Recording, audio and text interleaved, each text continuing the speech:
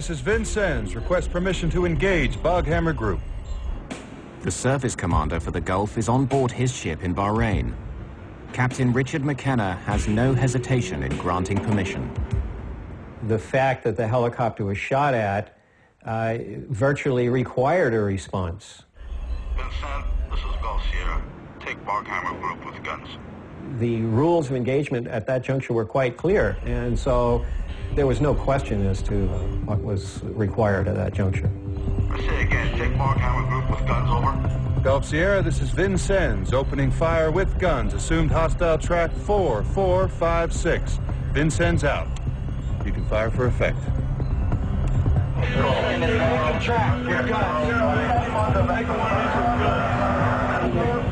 It's 9:43 a.m. A routine encounter in the Persian Gulf has become deadly serious. The ship shakes. It's a 5-inch gun. I mean, there's a lot of powder behind it to propel that projectile. Oh man, he's right behind him.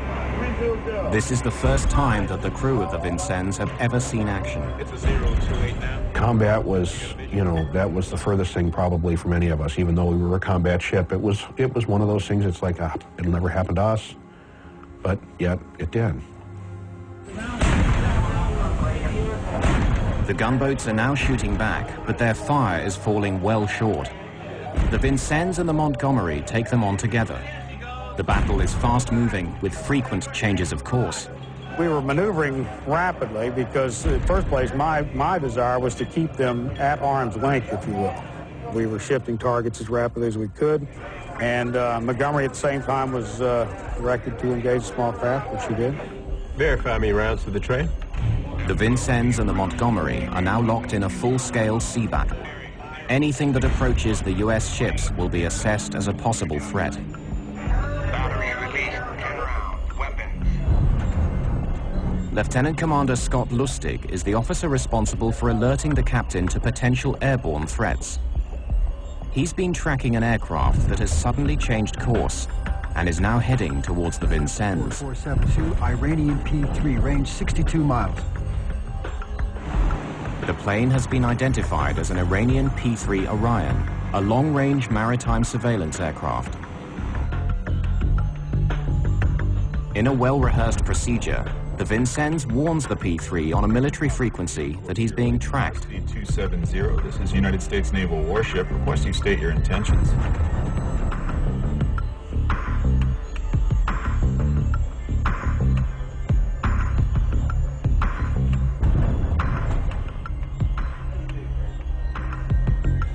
U.S. warship, this is Iranian Papa 3. Our intention is search mission. We keep clear of your unit. The pilot promises to keep his distance, but Captain Rogers knows the P-3 is still watching him on radar.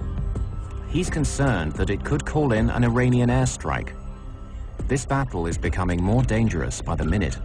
Yeah, I want rounds in the tray. Give me a firing solution for that northernmost group of Boghammers. Scott, keep me updated on the P-3.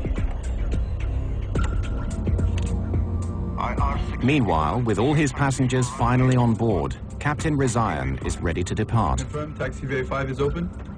Iran Air 655. On the 3rd of July, there are 10 civilian flights scheduled from Bandar Abbas. But the Iranian Air Force also uses this airport. U.S. intelligence has warned that the recent transfer of F-14 fighters here represents an increased threat. Have a nice flight. 655 clear for takeoff. Captain Rizayan has no way of knowing that Iran Air 655 is heading directly towards a raging sea battle. Within seconds of liftoff, the Vincennes detects Flight 655. Sophisticated as the radar is, it cannot determine the size or type of aircraft. Identification Supervisor Anderson begins a routine to establish whether the aircraft is a friend or foe. His first step is to use a system called IFF. All large aircraft have IFF. They all have identification friend or foe. Every aircraft has its own code, and you're able to look up that code and say, okay, it does give you more information. Anderson sets out to identify the IFF signal of this incoming track. At the press of a button, an electronic pulse radiates into the atmosphere,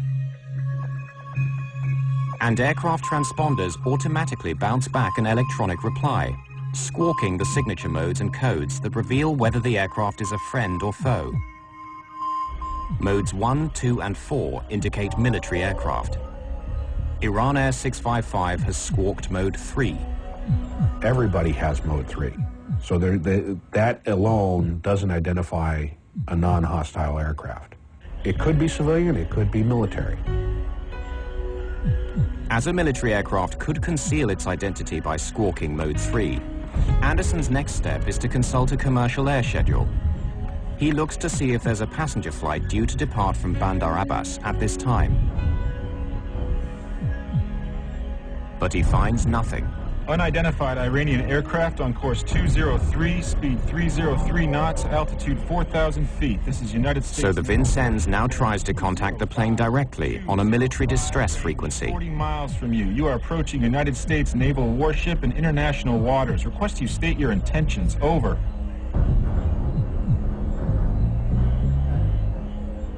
But there's no response. For all its state-of-the-art technology, the Vincennes doesn't have a radio tuned to civil air traffic control frequencies. Unidentified aircraft on course 206, speed. So the only option left is for the ship to call the mystery aircraft on the civilian international air distress frequency. You're approaching a United States naval warship. Request you remain clear. But there's still no answer from Flight 655. With the incoming plane closing in on the Vincennes at 8 kilometers every minute, Anderson is now alarmed to discover its IFF signal appears to have changed.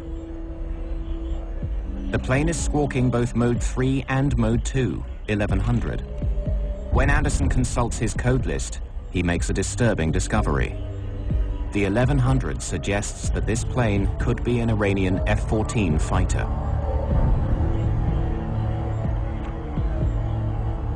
All stations IDS, I have a possible mode 2 on track 4131, 1100, which breaks as an F-14. Possible mode 2. Breaking as an F-14. I repeat, incoming mode 2.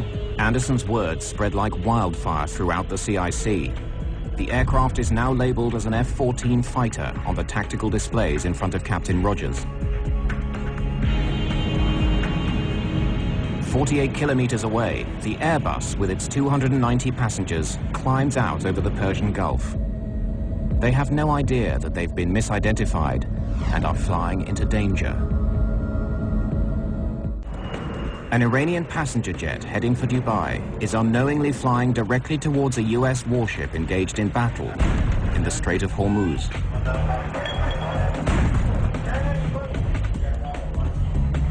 On board the USS Vincennes, identification supervisor Anderson thinks the airliner is an Iranian fighter jet. Which breaks as an F-14. Possible mode 2. In the Combat Information Center, Flight 655 is now labeled as a hostile F-14. In the 1970s, the US sold 80 F-14s to their then ally, the Shah of Iran. They are the most up-to-date fighter in the Iranian Air Force. The Vincennes crew think they're under attack. My heartbeat was way up, my blood pressure was way up. It was like, wow. I mean, the adrenaline was just flowing. Lieutenant Commander Scott Lustig is Captain William Rogers' anti-air warfare coordinator. With the incoming plane only 45 kilometers away, he seeks permission from headquarters to shoot it down if it comes too close. My position, my intention is to engage at 20 nautical miles if he does not turn away. Do you concur? Over. You shoot one aircraft first, then take it under fire. You start crossing 20 miles, and it's an absolute threat to the ship. You're out there in the middle of the ocean. It's serious business. The pressure on Captain Rogers is mounting. But at this critical moment, just when he should be focusing on this new threat, his attention is drawn back to the battle with the gunboats. We've got a foul bore down here. Captain, we have a situation with Mount 51. In the midst of combat, the Vincennes' forward 5-inch gun has jammed.